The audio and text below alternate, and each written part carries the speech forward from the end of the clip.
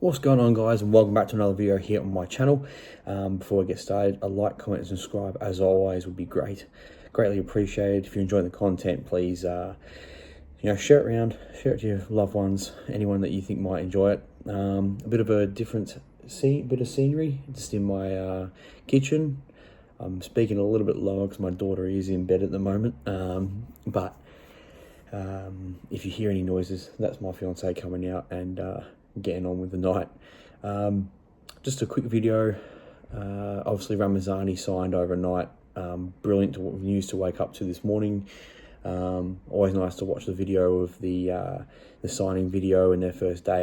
It's one of my favorite videos to watch usually. A couple of bits and pieces. The one obviously Salai is the first bit of news. So I think there's a couple of midfielders. You got Hannibal, Ljubicic, linked. I don't know if they'll come in or not. And then obviously you've got Salai and Cabal, who are also being heavily linked at the moment. I think Cabal might be going to Burnley though, from the sound of it. But we don't really know who's in the front seat for anyone at the moment, just because of that fact that Leeds move in silence. I'm very happy with Ramazani as a signing. I think the squad's changing a lot, and it's probably a positive thing compared to some of those players that are still around the last couple of years. But Salah will be a great signing. I don't profess to know much about him, but as all Leeds fans do, having a look at the little highlights packages is always fun. But when someone who's highly rated comes in, all the journalists are sort of speaking about them, and Ramazani was highly rated, and Salai is as well. I got a feeling about Salai, just a bit of a good feeling about him getting done.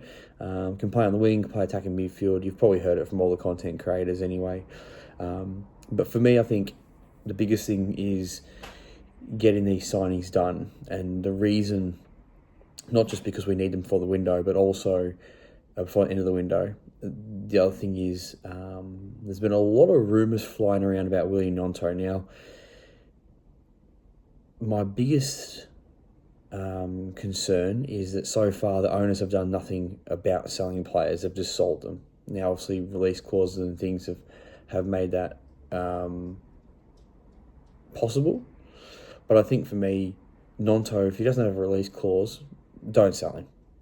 He can hand in transfer requests all he wants. It doesn't mean you have to sell him. The only thing I would say is if you do sell him, but since selling Ruta, and if Gnonto was to go, say you got 25 million for him, call it 20, that's 60 million right there. Since they said they're at equilibrium now, that honestly, that's 60 million they should throw back in the squad, or at least spend 30 or 40, which means that you can go get 4 or 5 signings realistically.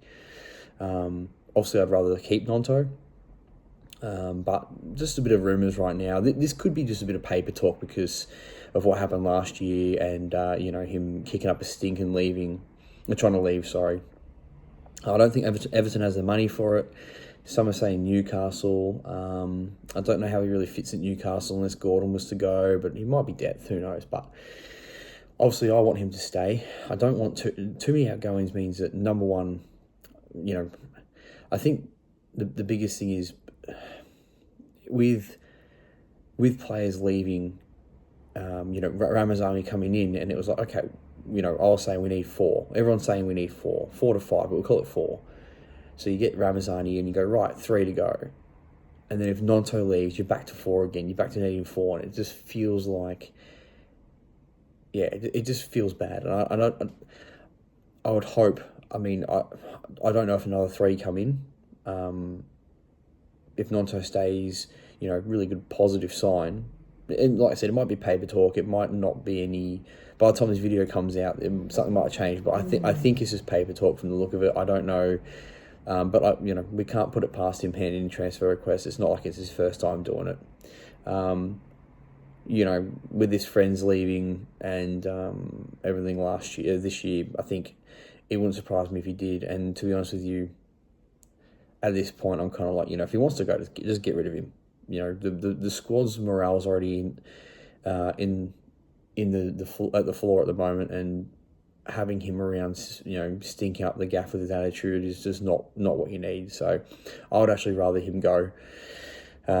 If he does hand in a transfer request, just get rid of him. Bad egg. But again, that's only if.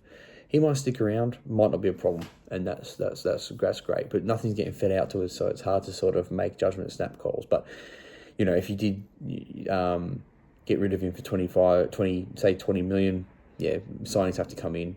Salai is, I think, between Lubicic, someone said that, I think I saw an article saying that they're sort of Kelowna asking for half the price. So between him and Salai, you're talking about 10 million there, which would mean, Ramazani, Salai, and Lubicic would be about 16 million for 3 players, which is actually, I would say, really, really good business. Then you go look at another 2. I think that would be a midfielder done, and 2 attackers. And you really need to get a left or right back in. Probably more a left back. So you go do that. Probably only cost you 3 or 4 million as a backup, and then you've spent 20 million at that point. Now, obviously, if Gnonto goes, you need to go sign another winger.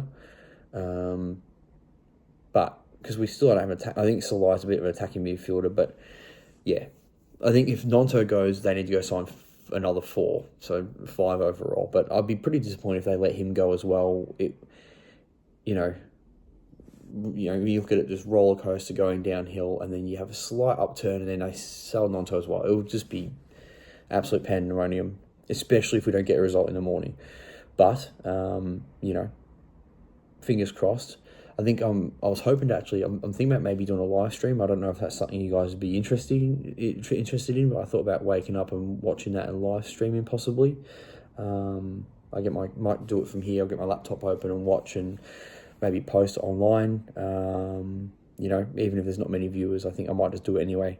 I won't get a chance to stream many games here in Australia. The games are on, but it's just the times, especially when the time changes in a couple of weeks, it just gets really, really difficult. Games at 2 in the morning, 12 o'clock at night. I used to be able to sit up and watch those, but now I can't. Not with my daughter there. But 5 in the morning's okay, so I'm gonna wake up and maybe I'll set up and log into my laptop and see if maybe I can watch the game from there. But if not a big deal. But I wouldn't mind trying to do that. Just maybe drum up some new subscribers. Maybe have some of you guys watch it with me. And but yeah, so that's basically the news today. I think for me, the key thing is keeping Gnonto. But I've got a good feeling about Salai. Don't know why. Just got a good feeling about him. Same with Lubicic. Got a good feeling that we'll get those 2 in. Yeah, let me know in the comment section below what you think. I'm seeing a lot of debate about Farker or the 49ers. Let me know in the comments if you think it's the 49ers or Farker. Right now, I'm probably, I think I'm disappointed in both. I do think that starting 11 is enough for Farker to go win games, and so, it's probably a mixture of both of them. That's what was so bad about the results recently. It's just compiled on top of the fact we weren't signed anyone. We win all of them. If we were undefeated at the moment, different story. But then with that means that we wouldn't be signing the players. So it's probably a blessing in disguise. But yeah, anyway, drop me a like, comment, subscribe, as I said earlier in the video. And I will either have a live stream or I'll put a video up straight away after the game, just sort of talking about what I thought. But yeah, hopefully it's after a Leeds 3-pointer. But you know what to do. I'll see you in the morning. Peace.